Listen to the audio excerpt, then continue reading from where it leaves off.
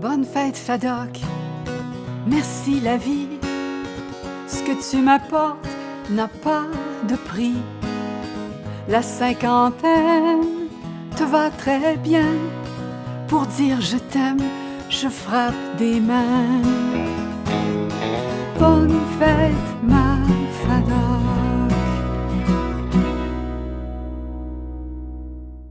Bonjour, aujourd'hui, l'émission Passion Loisirs est avec le soleil. Nous sommes à l'extérieur et on aura le plaisir de parler de potager, de tomates, de fraises, la Passion Loisirs de Régent-Claude que je vous présente à l'instant. Bonjour Régent-Claude. Bonjour Sylvie. Merci de nous accueillir chez toi. Ben, c'est moi c'est un grand plaisir pour moi aussi. Je pense qu'on va avoir le plaisir parce que l'émission Passion Loisirs, qui est en collaboration avec la FADOC Centre du Québec et bien sûr la télévision communautaire, ce qu'on désire, c'est aller découvrir justement ce que les retraités, les jeunes retraités comme toi, font de leur belle journée. Alors là, on rentre dans le monde du potager. Est-ce que c'est bien ça? C'est en plein ça. On rentre dans le potager, ce qu'on appelle communément de ce temps-là, c'est très populaire, le potager urbain. Oui, tout à fait. L'agriculture urbaine, hein, c'est ça? C'est ça. Et puis, il y a un regroupement même ici à Victoriaville qui s'appelle les Incroyables Comestibles. Depuis que je suis à Victo, j'en fais partie un peu. Maintenant, c'est sûr que, bon, j'ai pas d'étalage en avant. Des fois, je l'installe quand j'ai vraiment un surplus. Okay. Mais de façon générale, mes amis me bouffent tout ce que j'ai de surplus. Alors, il n'y a vraiment pas de problème. J'ai réussi à tout passer ce que je réussis à récolter.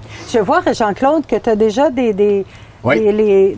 les barils d'eau qu'on appelle. Oui, c'est ça. C'est la question d'être le plus écologique possible. C'est sûr qu'on a des périodes de sécheresse. De temps en temps, bon, on peut mettre un peu d'eau de la municipalité là, quand on est vraiment pris. Ben oui. Mais par contre, de façon générale, je dirais à 80-90 du temps, on réussit à faire l'arrosage du jardin à partir des bacs qu'on a, nous, différemment placés sur le jardin.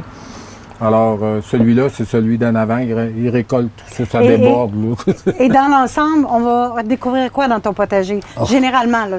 Bon, disons, peut-être une trentaine de variétés de fruits, légumes, et puis des herbes, des choses comme ça. Alors, il y a un peu de tout. C'est sûr que j'essaie de cultiver les choses qui sont un petit peu plus fancy, là, tu sais, des choses un petit peu plus, un peu plus grandes. Bon, on fait des petits piments à marinade, là, qui sont très, très petits, que tu retrouves pas nulle part. Des choses que tu ne vois pas beaucoup. Mais toi, Jean-Claude, t'es rendu aux essais, là. Effectivement, au-delà de je plante des carottes, là. Oui, là, ça fait une quinzaine d'années. Avant, j'étais à Sainte-Clotilde-de-Horton. Et puis, j'avais un terrain 10 fois la grandeur de celui-là. Mais ça vient où, cette passion de potager? Puis... S'occuper à la retraite. Voilà. Un matin, tu t'es dit... Il faut faire quelque chose. Voilà, il faut que je me mette des défis dans ma vie. Et là, on y va ensemble? On va faire... Là, j'ai bien hâte, là. Je vous souhaite la bienvenue. Alors, allons-y.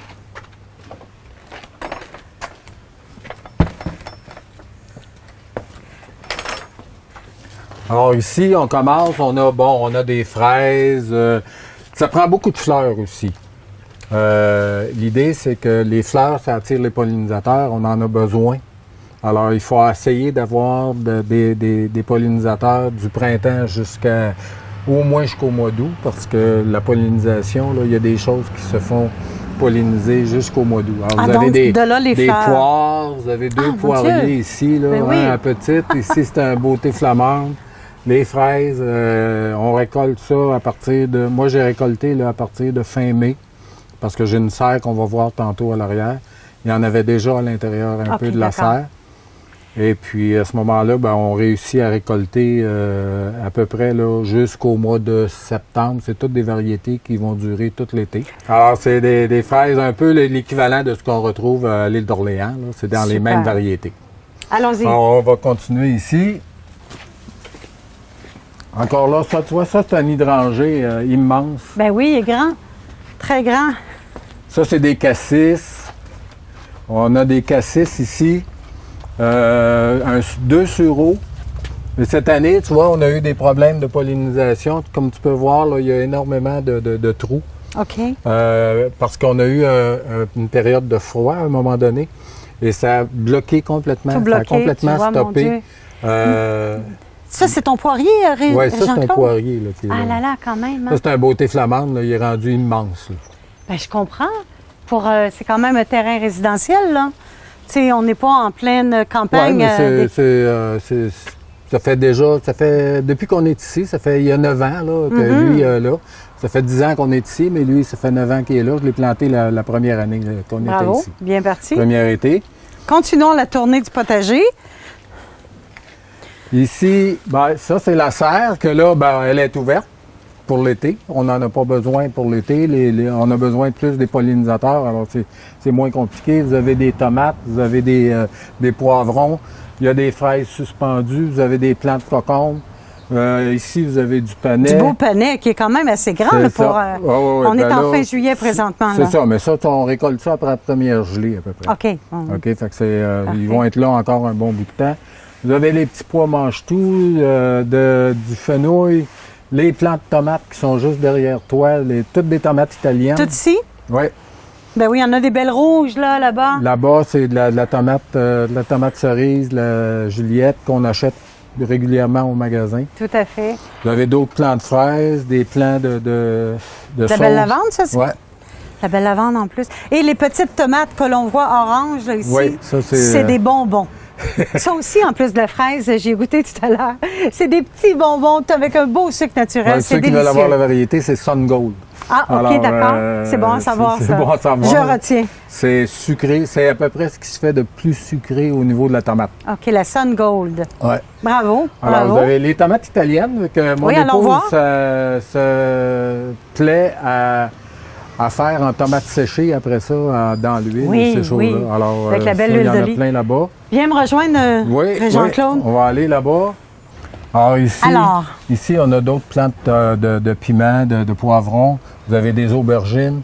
Les petits piments que je vous disais tantôt là, de marinade, là, c'est ceux-là. Alors, vous avez les petits piments de marinade.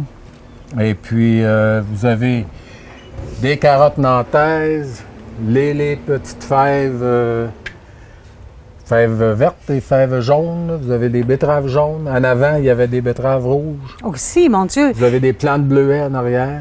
Alors, quand tu disais une trentaine de variétés, c'était même pas une menterie, là. Non, non. Il y a même des cerises de terre qui sont dans un pot. En plus, hey.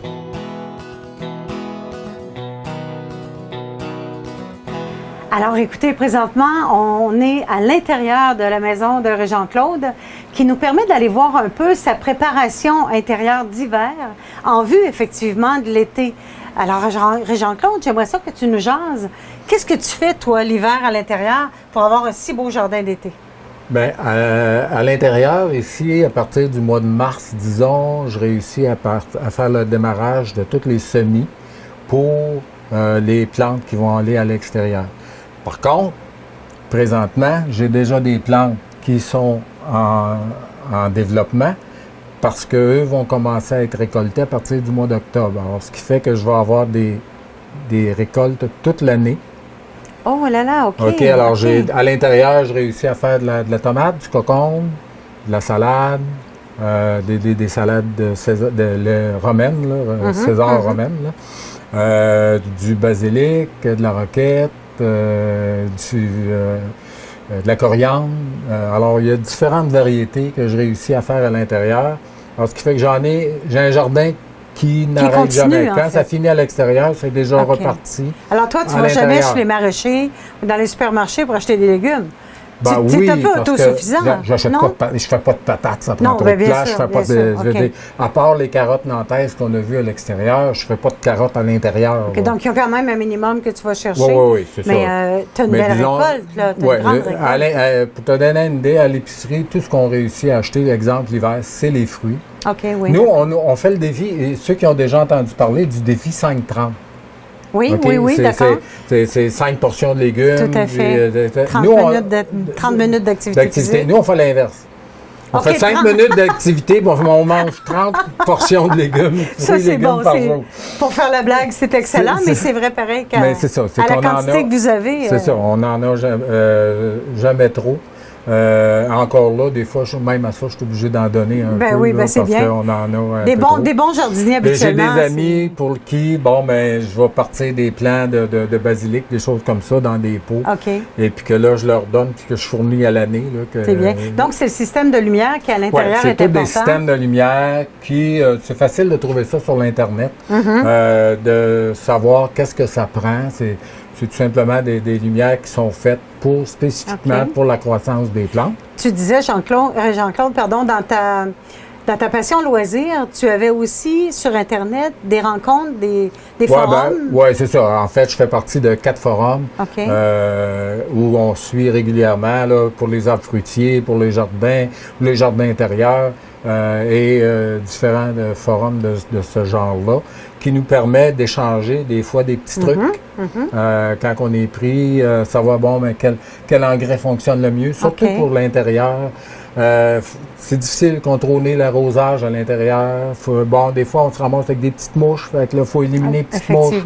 Alors, tout ça. Mais il y en a qui vont dire, exemple, que, l'éclairage, oui, ça coûte cher pour faire fonctionner. Mais non, parce que j'ai pas besoin de chauffage au sous-sol. Ça génère de la chaleur. Ça génère de la chaleur. D'accord. Je coupe complètement le chauffage au sous-sol. Et c'est le jardin qui fournit la chaleur pour le sous-sol. On a vérifié entre les premières années qu'on était ici, puis depuis que j'ai le jardin intérieur, annuellement, là, je ne sais même pas si c'est l'augmentation de l'Hydro-Québec, mais c'est à peu près 50$ de plus par année. Pour terminer, Jean-Claude, j'aimerais savoir, qu'est-ce que ça t'apporte, cette belle passion loisir à la retraite? À part les légumes, bien sûr. La satisfaction de réussir quelque chose. Voilà. Tu es toujours content d'être... Tu sais, quand on tombe à la retraite, on dirait qu'on n'est plus productif, on ne sert plus à rien ou on fait... Non. On pense ça. Mais c'est pas ça. Mais c'est pas ça. Tu trouves ta passion, puis tu trouves dans quoi tu serais intéressé de t'investir.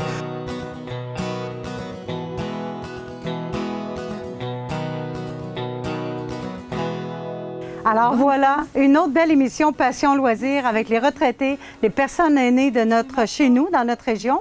Et bien sûr que notre plaisir, nous, la FADOC, lorsqu'on anime des émissions de ce type-là, c'est de cueillir tout ce que nos aînés retraités font. Alors, regardez-moi.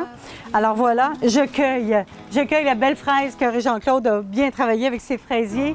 Je vous souhaite une belle fin de journée. À bientôt. Au revoir. Do, ré, mi, fa. FADOC. Bonne fête, ma FADOC. FADOC, c'est toi. FADOC, c'est moi. Dans Arthabasca, c'est à notre tour. Roulement tambour dans Bécancour. Ensemble, on est une